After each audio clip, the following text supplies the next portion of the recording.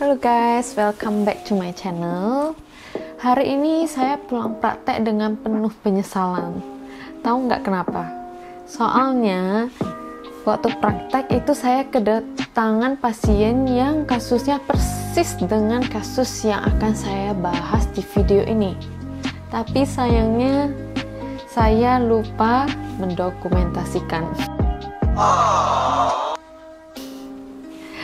Jadi terpaksa penjelasan-penjelasan di video ini nanti akan saya ambil dari referensi lainnya. Maaf. So, di video kali ini saya pengen bahas tentang kasus-kasus yang berhubungan dengan tukang gigi. Dan kasus-kasus ini saya ambil dari Instagram Portugi korban tukang gigi. Pasti banyak yang udah tahu dong Instagram ini. Jadi sebelumnya saya pengen nanya dulu nih. Kalian tahu nggak sih bedanya tukang gigi dengan dokter gigi? Mungkin bagi sebagian orang dokter gigi dan tukang gigi itu sama aja ya. Bedanya cuman di harga perawatannya dan gelarnya aja, ya nggak? But nope, itu salah besar. Jadi dokter gigi dan tukang gigi itu bedanya jauh banget.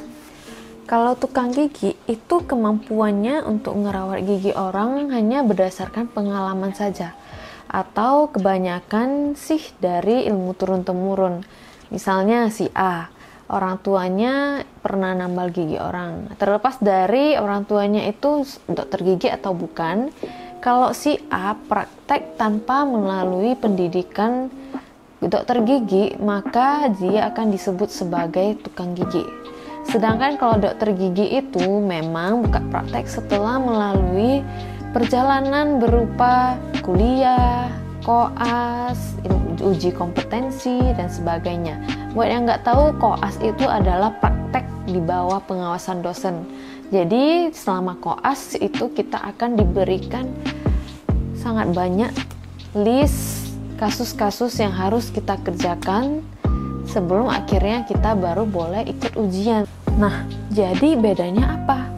Toh tukang gigi juga berpengalaman. Saya yakin pasti banyak yang bertanya seperti itu. Gini loh, misalnya untuk kasus nambal gigi aja ya. Kalau bagi tukang gigi, nambal gigi itu sama dengan lubang di gigi itu ditutup. Jadi yang penting lubang itu ketutup aja tuh, pakai bahan tambal. Dan bahkan ada yang bahan tambalnya juga nggak jelas. Kayak kasus di Portugi ini. Bayang nggak bahan tambal yang dipakai itu adalah Alteco dicampur dengan kapas. Mungkin kapasnya itu supaya memberi warna putih ya ke Alteco-nya. Bahkan yang sering kita temui di praktek itu adalah gigi pasien yang ditambal dengan menggunakan bahan yang biasa kita gunakan untuk membuat gigi palsu. Ya, mungkin sesimpel itu ya pemikiran tukang gigi. Yang penting lubangnya ditutup aja gitu.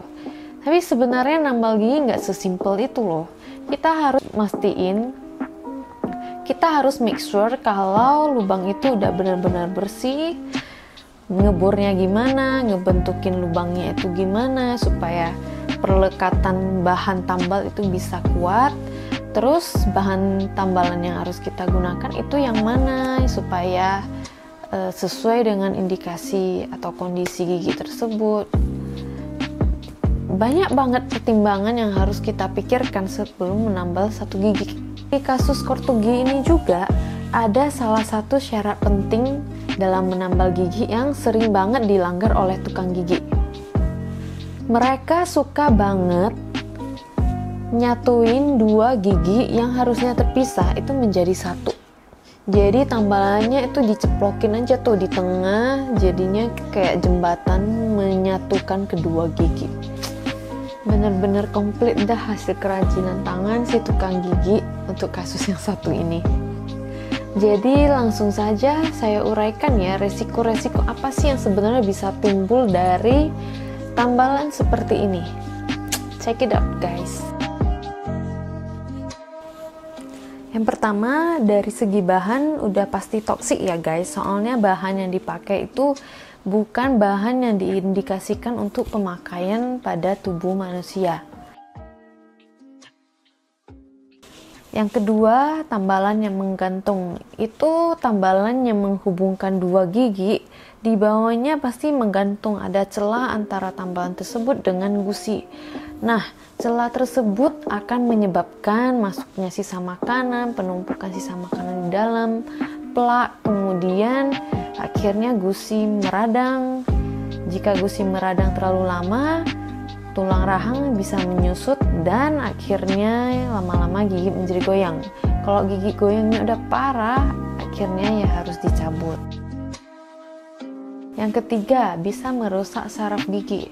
Misalnya lubang yang cukup besar sehingga lapisan kedua gigi udah terbuka ya. Jadi lapisan kedua gigi itu terdapat pergerakan cairan. Bisa jadi Alteco tersebut ada yang terserap ke dalam, masuk ke lapisan ketiga gigi, yaitu tempat adanya saraf gigi, dan menyebabkan saraf gigi teriritasi, nah akhirnya mati. Kalau saraf gigi udah mati, maka gigi tersebut udah nggak bisa langsung ditambal lagi, tapi harus dilakukan perawatan saraf terlebih dahulu, setelah itu baru bisa ditambal. Yang keempat, beban kunyah yang tidak seimbang. Jadi kita nggak tahu ya, si Alteco ini bisa menanggung beban kunyah sebesar apa. Jadi biasanya bahan tambal itu ketika dibuat atau diciptakan itu akan diuji dulu bisa menahan beban kunyah sebesar apa. Jadi bahan tambal yang direkomendasikan itu sebisa mungkin tidak berselisih jauh dari beban kunyah yang bisa ditanggung oleh gigi asli. Jadi perbedaannya jangan terlalu besar. Misalnya aja jika tambalan yang sekeras batu, yang lebih keras 10 kali lebih keras dari kekuatan gigi kita. Nah, ketika ada beban kunyah dari atas, maka pergerakannya akan menjadi tidak seimbang karena satu sangat kuat dan satu lagi lebih lemah. Jadi pergerakan yang tidak balance ini lama-lama akan menyebabkan gigi menjadi patah. Yang kelima, permukaan tambalan yang kasar. Jadi kita nggak tahu sih Alteco itu setelah ditempelkan ke gigi permukaannya kasar atau halus, dan nggak tahu juga Alteco tersebut bisa nggak dipolis dengan menggunakan bahan polis yang biasa untuk bahan tambal aslinya. Kalaupun bisa, nggak yakin sih si tukang gigi bakal polis sampai halus bagi tambalan Alteco itu.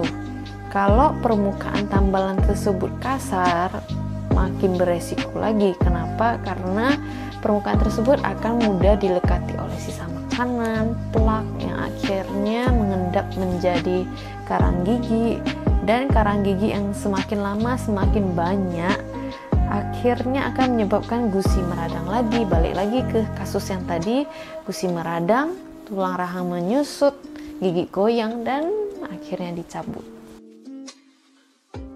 Yang keenam adalah hal yang sering buat orang jadi minder, yaitu bau mulut. Oh my God! Kenapa bisa terjadi bau mulut? Karena terjadinya penumpukan sisa makanan di balik tambalan yang menggantung atau pada permukaan tambalan yang kasar. Nah, sisa makanan itu tersimpan di dalam, lama-lama kan pasti busuk kan. Nah, itulah aroma yang menyebabkan mulut kita menjadi bau. Sedangkan kalau plak dan karang gigi itu juga merupakan tempat berkumpulnya banyak bakteri. Itulah yang salah satu penyebab terjadinya bau mulut juga. Jadi seringkali pasien yang datang ke dokter gigi itu kondisinya udah cukup parah setelah perawatan di tukang gigi. Jadi udah merasakan resiko dari perawatan tersebut, barulah datang ke dokter gigi. Misalnya gusinya udah meradang parah, udah bengkak, atau giginya udah goyang. Nah, kalau udah sampai giginya goyang, ya salah satunya cara ya udah harus dicabut kan. Gigi hilang, akhirnya uangnya juga hilang. Biaya yang harusnya kecil malah menjadi besar. Jadi jangan sampai kasus yang harusnya ringan akhirnya malah menjadi parah. So be wise ya guys kalau mau perawatan gigi.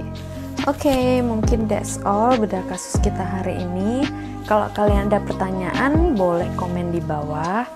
Kalau ada yang pengen diajukan untuk dibahas di video saya selanjutnya, boleh komen juga. Dan buat yang pengen konsultasi gratis, pastinya boleh banget dong. DM aja ke Instagram saya @josekwo. Oke, last but not least, ingat di like, share, dan subscribe ya guys. Thank you, bye-bye.